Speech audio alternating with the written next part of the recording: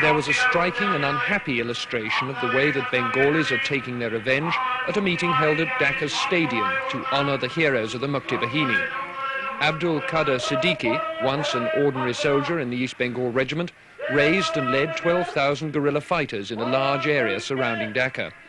In his speech, the hero of Tangail, as he's known, vowed that his men would not lay down their arms until Sheikh Mujibur Rahman came safely back from his prison in West Pakistan. But he appealed to his men, who stood with rifles and machine guns policing the meeting, not to take revenge on those who had oppressed them and not to flaunt their arms in the streets. As he spoke, 5 men, said to have been caught looting and abducting some women, were brought to the back of the rostrum. They were bound and beaten by Siddiqui's men.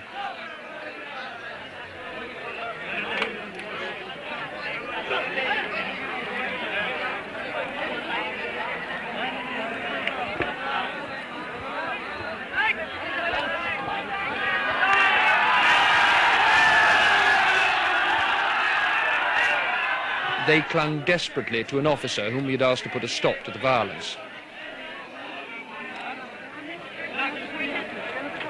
But the violence didn't stop, and along with other television crews, the ITN team left the scene. Moments later, General Siddiqui himself, who had earlier urged restraint on the crowd and promised the prisoners a fair trial, himself took a rifle and helped bayonet them to death, firing a bullet to finish off one man. It's not surprising that the 24,000 Pakistani prisoners of war now in Dhaka's cantonment should fear the Bengalis' vengeance. That's why, until now, they've been allowed to keep their weapons. The Indian Army was not certain it could protect them. But at last, at a formal ceremony, the officers of Pakistan's Army, Navy and Air Force laid down their arms. It was a somewhat theatrical event. General Gandhav Nagra assured the officers that they would be treated with the utmost correctness according to the Geneva Convention. We shall provide all protection and safety. No measures of reprisals would be taken. Free boarding, messing, medical facilities would be provided to you all and all your rank. Then, on the command of their own senior officer present, General Mohammed Jamshed, the leaders of Pakistan's defeated army laid their pistols, Sten guns and rifles on the grass in the final token of surrender. I asked the Pakistani Chief of Staff, Brigadier Baghir Siddiqui, what he'd felt about the ceremony.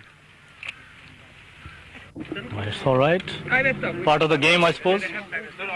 It didn't cause you any qualms? Well, you know, you can understand our feelings. But as the General said, this does happen, and so people have to play the game, and I think it's a part of the game. We have to accept it in good grace. Why did you, in the end, surrender? Because for the consideration of the human lives. Could you have fought on? We could have fought on for a long time, not less than 30 days. With due military ritual, the war in the East had been brought to its ceremonial conclusion. Richard Bindi, News at 10, Dhaka.